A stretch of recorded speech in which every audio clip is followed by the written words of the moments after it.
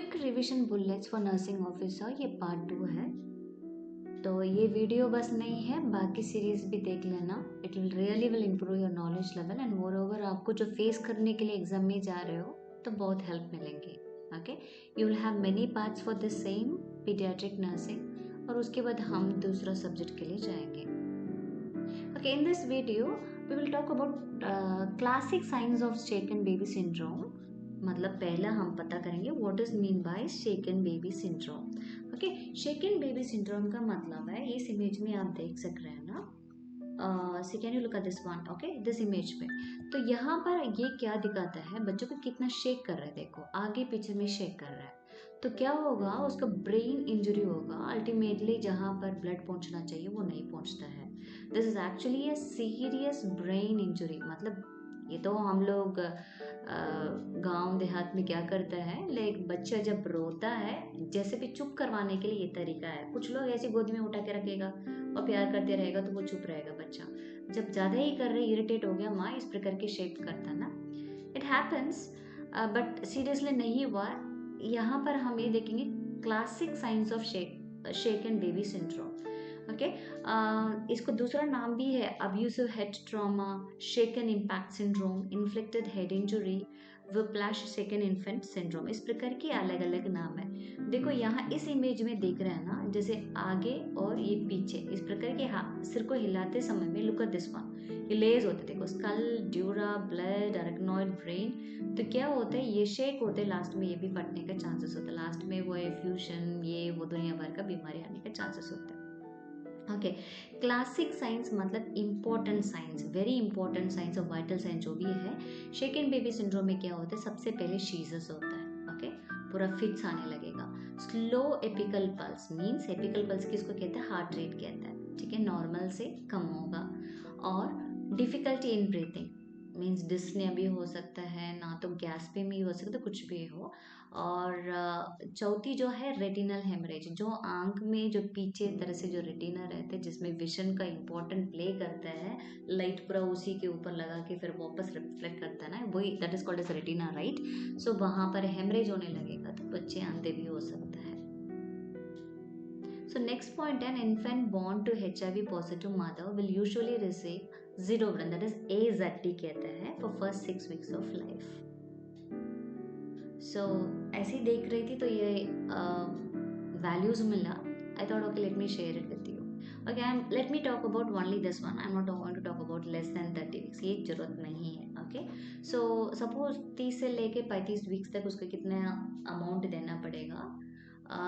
जो बच्चे जो HIV मदर की पैदा होती है उसको 2 सप्ताह के अंदर इट इज 2 mg पर kg ऑल और ट्वाइस डेली, सुबह और शाम दोनों बार देना पड़ेगा। ओके, और 2 सप्ताह से लेकर 8 सप्ताह तक आपको 3 mg पर kg ट्वाइस डेली देना है। फॉर मोर देन 6 वीक्स हो गया है, 8 वीक्स तक उसको 12 mg पर kg ट्वाइस डेली देना है। Infant born to an HIV positive mother should receive all immunizations of schedule. I think previous video में मैं आपको बताया लाइव वैक्सीन वगैरह बच्चों को नहीं देना चाहिए, बट आजकल बहुत ढेर सारा रिसर्च चल रही है, तो इसी के कारण से इस प्रकार की भैया, like infants born to HIV mother should receive all immunisations if it is going to be except for the live one and everything is safe, so देना ही पड़ेगा। ब्लड प्रेशर बच्चे में, स्पेशली इन्फेंट किसको कहता है, 1 ईयर का, जो less than 1 year of age को इन्फेंट कहता है ना। तो उनका हाथ में भी बीपी ले लो ना तो पैर में भी बीपी ले लो, दोनों बराबर ही रहेगा, ज्यादा अंतर नहीं होगा। नेक्स्ट वाला जो है, when bottle feeding a new born with a cleft palate, मतलब क्लेफ्ट मतलब फड्डी वाला जो पैलेट है, hold the infants head in a upright position. Upright मतलब जैसे यहाँ बच्चे पकड़ा है ना, सीधा बैठाया, तो इस पोजीशन में रखना है। क्यों? क्योंकि खाना जो है ये पूरा मतलब एस्पिरेट होने का चांसेस होता है जब लेटा के पिलाएंगे तो इसीलिए बच्चों को जब भी पिलाता है cleft lip cleft palate, it's not only मतलब ये बीमारी वाले बच्चे, इवन नॉर्मल बच्चों के लिए भी इस प्रकार के बैठा के पिलाएंगे तो बच्चों को एस्पिरेट नहीं हो सकता। नेक्स्ट है, because of circulating maternal antibodies that will decrease the immune response and the MMR vaccine should shouldn't be given until the infant has reached 1 year of age. Hope you got this. आप लोगों ने वो immunisation schedule पढ़ा होगा, तो उसमें 9वां महीने में मीसल्स आती है, बट जो 15 महीने में ही MMR आती है. So just to prevent that, I mean immune response, because vaccine है वो इम्यूनिटी को रेस्पॉन्स के लिए ही दिया जा रहा है, बट माँ की मेटरनल एंटीबॉडीज के कारण से वो वैक्सीन काम नहीं करेगा, इसीलिए इसको 1 साल के बाद ही देना पड़ेगा. So before feeding an infant any fluid that has been warmed, test a drop of liquid on your own skin to prevent the scalding the infant. Okay, for example बच्चे को बहुत गरम गरम दूध पिला दिया, पता ही नहीं चला, तो मुंह पूरा क्या हो जाएगा, स्कैल्स हो जाएगा, बर्न्स हो जाएगा, इस प्रकार की फोड़ा बन जाएगा मुंह पे, तो इसलिए आपको पहले चेक करके देना पड़ेगा. A newborn typically wets 6 to 10 diapers per day. Means यहाँ डायपर की बात नहीं, वी आर इंडियंस राइट, तो हम लोग कपड़ा ही पहनते हैं, बट यहाँ इतनी याद रखना 6 to 10 टाइम्स बच्चा वॉइड करता है, मतलब यूरिन पास करती है. और microwaving food and fluids isn't recommended for infants, it's common actually, right?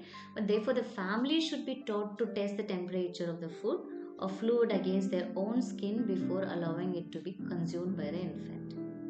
Happens, right? किसी के पास में टाइम नहीं है तो माइक्रोवेव है, उसमें दूध रख दिया, गर्म कर दिया, तो बच्चों को पिला दिया, तो ज़्यादा गर्म हो गया, कुछ और गड़बड़ हो गया. इसीलिए माइक्रोवेव से एक्चुअली खाना को गर्म नहीं करना चाहिए, क्योंकि बहुत ढेर सारा स्टडीज़ बताती है उसका न्यूट्रिएंट्स खत्म कर देते हैं, वो जला देते हैं, ये है दुनिया भर का, राइट. बट अभी बच्चे को जब दूध दिला रहे हैं, but make sure if you want to do it, it's wrong. And suppose microwave ही तुम्हारे पास कोई और ऑप्शंस नहीं है, तो उसमें गर्म करने के बाद आपको चेक करवाना है स्किन पे, then you have to give it to the baby. So the most adequate diet for an infant is first 6 months of life is breast milk. Okay, so remember the exclusive breastfeeding जो होती है ये है 6 महीना तक है, 2 साल तक पिला सकता है, वैसे कोई प्रॉब्लम नहीं है, but some questions will come on exclusive breastfeeding for 6 months. Infant can usually chew food by 7 months, मतलब 6 महीना में क्या होता है, दांत निकलने आती है ना, तो 6 साल में गिरता है, इतना याद रखना. दोनों में एक क्वेश्चन आती है, 6 महीना में जब दांत आती है और 6 साल में वो दांत गिरता है, राइट. तो यहाँ पर 6 मंथ्स का आसपास में दांत आते समय में ना थोड़ा खुजली होता है बच्चे को, तो इसलिए हम लोग उसको खरीद के दे देते ना, टीट वगैरह मुंह पे लगा के उसको चू करो. तो यहाँ पर 7 महीना दिया, और 6 और 7 महीना इज नॉट दूर है, तो 7 महीने में याद रखना. और चम्मच कब करता है, ये 9वां महीना तक वो पकड़ लेता है, अपना कोशिश तो करता है खाने के लिए, और 1 साल का आसपास में खुद एक कप में वो पी लेता है.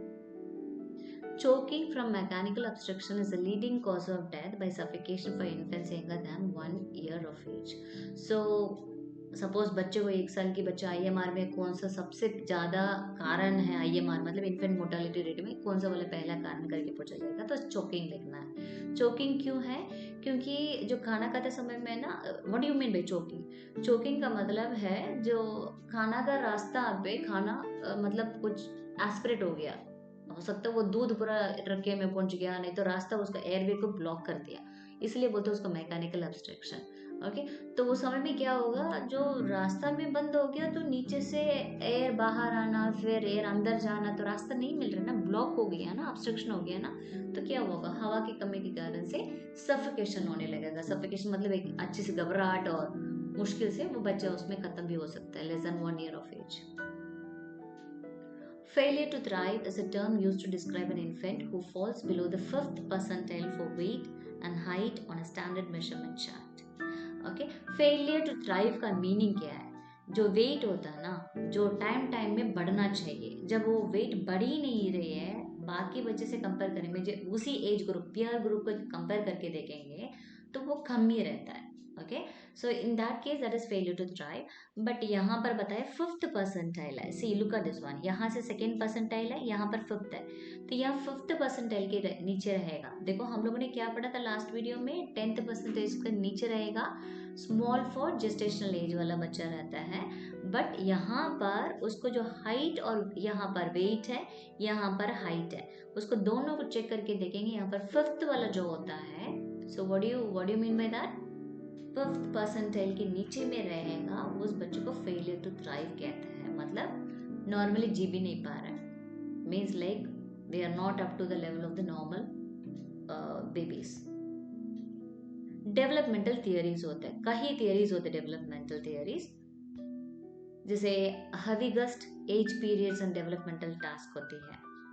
इसमें 6 स्टेजेस होती है एज की बेसिस में, जैसे for example infancy and early childhood है तो ये 0 to 5 years होते हैं, और मिडिल चाइल्डहुड है 6 to 12 years तक होता है, एडोलेसेंस तो 13 to 7 years होता है, 17 years, एंड अर्ली अडल्टहुड है 18 to 35 years होता है, मिडिल एज है 36 to 60 years ओल्ड होता है, और लेटर मेच्योरिटी। सो टोटली कितना स्टेजेस होती है यहाँ पर 6 होती है। सो डेवलपमेंटल टास्क क्या क्या सीखता है, इस वीडियो को आराम से पॉज करके आप देख सकते हो, right, but I just rush it done. Okay, infancy में क्या सीखेगा, चलने सीखेगा, टॉयलेट यूज करने के लिए सीखेगा, बोलना सीखेगा, और बाकी मम्मी पापा ऐसे करके सीखेगा, राइट। 5 साल तक उसको पता चल जाएगा अपना रिलेटिव्स कौन है क्या नहीं है। मिडिल चाइल्डहुड मतलब 6 to 12 years में क्या सीखेगा, वो स्कूल रिलेटेड स्किल्स सीखेगा, फॉर एग्जाम्पल पढ़ना लिखना इस प्रकार की, और उसका कॉन्शियस मतलब गलत क्या है सही क्या है वो भी सीखेगा, और वैल्यूज़ क्या है वो भी सीखेगा। और इंडिपेंडेंटली रहने के लिए मतलब टॉयलेट करने के लिए भी, नहीं तो नहाने के लिए भी, कभी कभी साबुन उठा के नहाने लगते है ना, तो उस प्रकार इंडिपेंडेंटली भी रहेगा। एडोलेसेंस में क्या होगा, सो इमोशनल इंडिपेंडेंस होगा, मीन्स लाइक हर चीज़ के लिए रोना गाना मम्मी पापा से करेगा, फिर धीरे धीरे वो काम करने लगेगा। Learns skills needed for production occupation का बेसिस में वो पढ़ेगा, राइट, और जेंडर बेस्ड सोशल रोल भी प्ले करेंगे वो। Lastly relationship with peers also, friends वगैरह बनाने में इसमें इजी पड़ता है एडोलेसेंस पे। अर्ली अडल्टहुड पे लाइफ पार्टनर चूज करेगा, फैमिली बनाएगा, राइट, घर का देखभाल करेगा, कैरियर करेगा। मिडिल एज में क्या करेगा, स्टैंडर्ड ऑफ लिविंग को मेंटेन करेगा, ठीक है, एक सिविक मतलब सिविल का जो रिस्पॉन्सिबिलिटी सोशल रिस्पॉन्सिबिलिटी वो देखेगा, और रिलेशनशिप अपना पति पत्नी जो भी है उन्हीं लोगों के साथ सही से मेंटेन करेगा, और साइकोलॉजिकल चेंजेस भी देखेगा। और लेटर मेच्योरिटी में क्या होता है, मीन्स लाइक बुढ़ापा होने के बाद क्या होता है, नॉर्मल से तो थोड़ा सा डिटोरिएटिंग हेल्थ होता है ना, मीन्स लाइक नॉर्मल हेल्थ से थोड़ा से कमी प्रॉब्लम मतलब प्रॉब्लम ज़्यादा होती है, और नॉर्मल हेल्थ से अब नॉर्मल हेल्थ में जाता है, राइट। रिटायरमेंट का एज हो जाता है उन लोगों को, सोशल और सिविल ऑब्लिगेशंस को मीट करेगा, सीनियर सिटीजनशिप लेंगे, है ना, तो एक फॉर एग्जांपल हस्बैंड और वाइफ उसमें ख़त्म हो जाता है, so the loss of spouse और एडजस्टमेंट, क्योंकि इतना दिन जिए होंगे, है ना, तो उसमें एक ये होगा। So this is what Havighurst's developmental task होता है। ओके, जो दूसरा जो है Freud's 5 stages of development Freud's. Okay, so इसमें क्या होता है, इसको साइकोसेक्सुअल डेवलपमेंट, बिकॉज ये स्टेजेस पूरा इसका सेक्स का रिलेटेड में करता है, राइट। और इस पहला स्टेज में ओरल स्टेज होते हैं, 1 साल तक होती है जन्म से लेकर। Mouth will be the first representative sex organ, okay, उसको बहुत खुशी आती है, मुंह में कुछ भी मिलेगा तो मुंह में डाल लेंगे। और सेकेंड स्टेज होते हैं एनल स्टेज है, एनल स्टेज 3 साल तक रहता है, 1.5 साल से लेकर। सो एनस एंड यूरिथ्रा बहुत बड़ा, उसमें क्या बोलते हैं पॉटी भी करेगा, उसमें हाथ लगा के उसको वो एंजॉय करता है उसमें, राइट। और स्टेज 3 में क्या होता है, फैलिक स्टेज है, वो 6 साल तक रहता है। जेनिटल्स क्या होता है, मतलब स्टार्ट डेवलपिंग इट एक्चुअली, सो उन लोगों को थोड़ा बहुत मतलब हार्मोन्स तो नहीं होते हैं, बट स्टार्ट डेवलपिंग। बट यहाँ पर स्टेज 4 में जो हार्मोन्स वगैरह निकलने लगते धीरे धीरे, sorry in this also hormones नहीं निकलते, एडोलेसेंस में निकलते हैं, राइट। लेटेंसी मतलब है, लेटेंट का मीनिंग ही हिडन है। 6 years टू प्यूबर्टी तक यहाँ रहेंगे for girls, and 6 to 7 years till puberty तक रहेगा, ओके। बट लेटेंट का मतलब all sex drives will be, I mean अंदर ही अंदर बनती है, बट वो एग्जिबिट नहीं होता है। बट जब प्यूबर्टी अचीव कर लिया तब उनको हार्मोन्स वगैरह निकलने लगा अडल्ट लाइफ के साथ वो, then they will say attraction towards the opposite sex and all. Okay, next is Kohlberg stages of moral development. Moral development में इस प्रकार की भी दिया गया चार्ट में, और पिरामिड साइड में भी दिया गया है। इसमें 3 स्टेजेस होती है, लेवल 1 लेवल 2 लेवल 3। लेवल 1 होता है pre conventional level, okay, from here also you can compare. And जो लेवल 2 होती है ये conventional level, and post conventional level जो होता है लेवल 3 होता है, राइट। सो स्टेज 1 और 2 होती है हर एक इसमें। सो यहाँ पर क्या है, स्टेज 1 में अवॉइडिंग पनिशमेंट, मीन्स लाइक अच्छा काम करेंगे तो क्या होता है, रिवॉर्ड और पनिशमेंट मिलेगा, रिवॉर्ड मिलेगा, अदरवाइज गलत करेंगे तो पनिशमेंट मिलेगा। तो स्टेज 2 में क्या होता है, रिवॉर्ड के लिए मतलब एम करता है, मीन्स वो क्या करता है, self respect, I mean sorry, interest लेके लाइक पढ़ना है, साइंस क्लब की कॉम्पिटिशन, इस प्रकार की कुछ कुछ खुद इंटरेस्ट लगा के इस प्रकार की करते हैं। Okay, that is self interest. Okay, and next one is stage 3 है, एक good boy good girl attitude रहती है, मतलब सबको पठाने का प्लीजिंग कैरेक्टर्स होता है ना, उसी को बोलते हैं स्टेज 3 का। स्टेज 4 होता है loyalty to law and order. Okay, means like हम ये करना, नियम कानून फॉलो करना, इस प्रकार के आते हैं। और स्टेज 5 में justice, the spirit of law is very important, मतलब सोशल कॉन्ट्रैक्ट, मीन्स लाइक हम लोग बोलते हैं ना, लड़के लड़के लोग के साथ रहना पड़ेगा, लड़कियों के साथ मिलना नहीं चाहिए, इस प्रकार के जो होता है ना, वो justice and the spirit of law. And not only that, वो आगे आई मीन हायरार्की के बेसिस में भी उनसे नहीं मिलना, इनसे नहीं मिलना, all it's related to that. Okay, and they go for justice, this is right and this is wrong, justice का मतलब वही है, राइट एंड रॉन्ग का। Okay, and finally is the universal principle of ethics, so ये principles को follow करेगा। सो जो next वाला जो एरिक्सन्स 8 स्टेजेस ऑफ डेवलपमेंट होती है, दिस इज वेरी इंपॉर्टेंट, इसी से कई क्वेश्चंस आने का चांसेस होते हैं। ओके, कभी कभी आपके एग्जांपल देख के भी पूछा जाएगा, राइट, कभी कभी नहीं पूछा जाएगा। सो इन्फेंसी तो पता है, 1 साल के बच्चे होते हैं, उसका ट्रस्ट वर्सेस मिसट्रस्ट होता है, राइट। और टोडलर, ऑटोनॉमी, ऑटोनॉमी का मतलब सेल्फ, खुद कर लेता है, सपोज वो नहीं कर पाते वो उसका शेम और डाउट आने लगता है, ठीक है। अर्ली चाइल्डहुड में इनिशिएटिव, इनिशिएटिव मतलब कुछ भी काम करना चाहते हैं, फॉर एग्जांपल बच्चे हाथ उठा लो, कौन है, रेडी है, ऐसे करके सीआर को भी बुला देंगे तो क्या होता है, बच्चे क्या होता है, खड़ा होता है, सो उसको बोलते हैं इनिशिएटिव, खुद करता है। बट बात है कभी कभी गिल्ट, मीन्स लाइक फीलिंग, हाँ यो हमने कुछ गलत किया, इस प्रकार की एक फीलिंग आ जाता है उन लोग का, ठीक है। एंड सपोज मिडिल चाइल्डहुड में क्या होता है, इंडस्ट्री वर्सेस इंफीरियरिटी। इंडस्ट्री का मीनिंग यहाँ पर है लाइक ओवर प्रोडक्टिव, मतलब जो नॉर्मल लेवल से ज़्यादा ही एक्टिव और क्या बोलते हैं, बहुत ही अच्छा करते हैं वो, उसका इंडस्ट्री कहता है। इन्फीरियरिटी मतलब अयो इस लेवल को जो होना चाहिए वो फेल हो जाता है, कम हो जाता है, उस इन्फीरियर का फीलिंग, मतलब जो लो लेवल मतलब फील करता है। एंड एडोलेसेंस में identity, okay, identity means like for example ये मेरा काम है, चलो मैं यही करूँगा, ऐसे करके हम लोग एक जॉब में रहते हैं। बट बात ये है वहाँ से, I mean for example I am talking about adolescence में, ये मेरी फ्रेंड है, ऐसे करके कोई नहीं रहता है, वो क्या करते हैं, दूसरा फ्रेंड, तीसरा फ्रेंड, मतलब इनसे लड़ाई हो गया तो तीसरा फ्रेंड, इस प्रकार की चेंज होते रहता है। Okay, identity means is only they will be able to know what they are and where they are and what the situation is. Identity confusion होता है, इसलिए वो लोग जॉब के ऊपर जॉब चेंज करते हैं ना, इसको बोलते हैं आइडेंटिटी कंफ्यूजन कहता है। Okay, that's a good example I gave you. And young adulthood में इंटीमेसी वर्सेस आइसोलेशन, इंटीमेसी मतलब क्लोजनेस, लाइक मोस्टली क्या बोलते हैं, फ्रेंड्स के साथ वेरी क्लोजनेस, नहीं तो शादी हो गया तो उस प्रकार की वो क्लोजनेस रहता है ना, वो है, नहीं तो otherwise they will isolate themselves, नहीं मेरे को दुनिया नहीं चाहिए, मैं अकेले रह जाऊँ। So next is middle adulthood होता है, generativity and stagnation.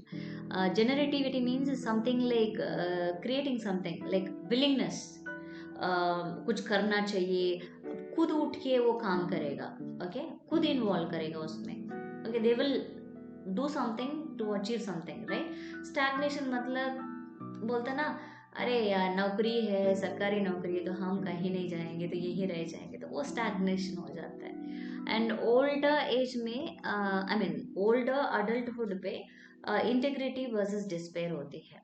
इंटेग्रिटी मतलब लाइक बीइंग हॉनेस्ट, एक क्वालिटी रहती है।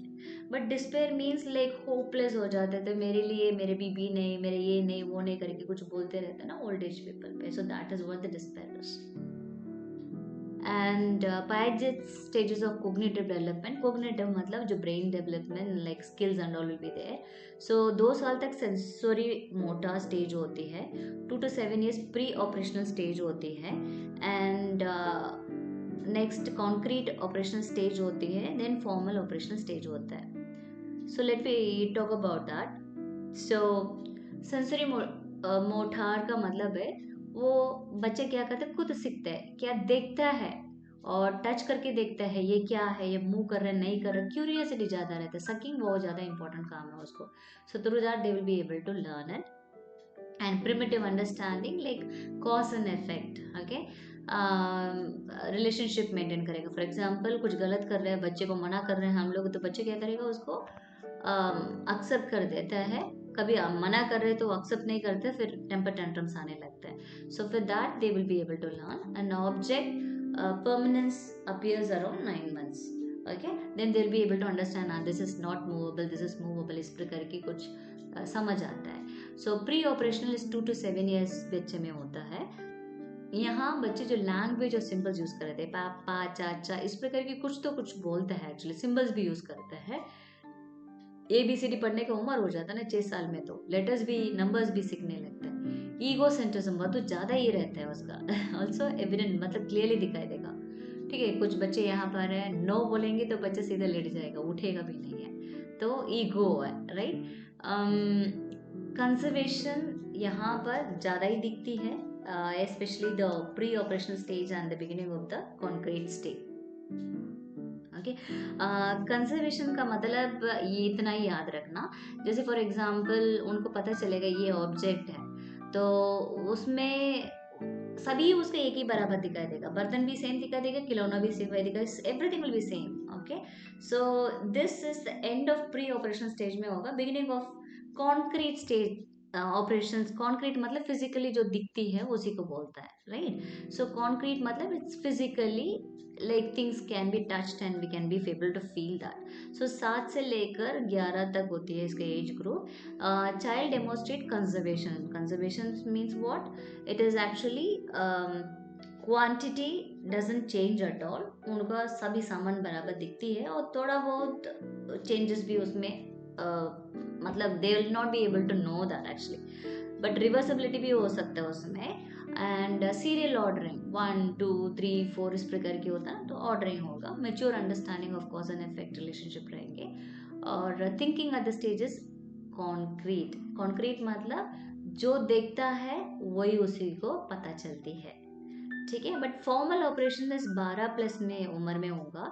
यहाँ पर एब्स्ट्रैक्ट थिंकिंग होगी. What do you mean by abstract thinking? It's just an idea, एक थॉट है. ओके, एब्स्ट्रैक्ट मतलब छू के नहीं देख रहा है, ये सब कुछ इमेजिनेशन में होता है, राइट. इसी को बोलते हैं एब्स्ट्रैक्ट थिंकिंग होता है. Including the logic also. Logic मतलब एक रीजन रहता है, रैशनल के साथ हम लोग कुछ भी काम करते हैं ना, तो उसी को बोलते हैं लॉजिक.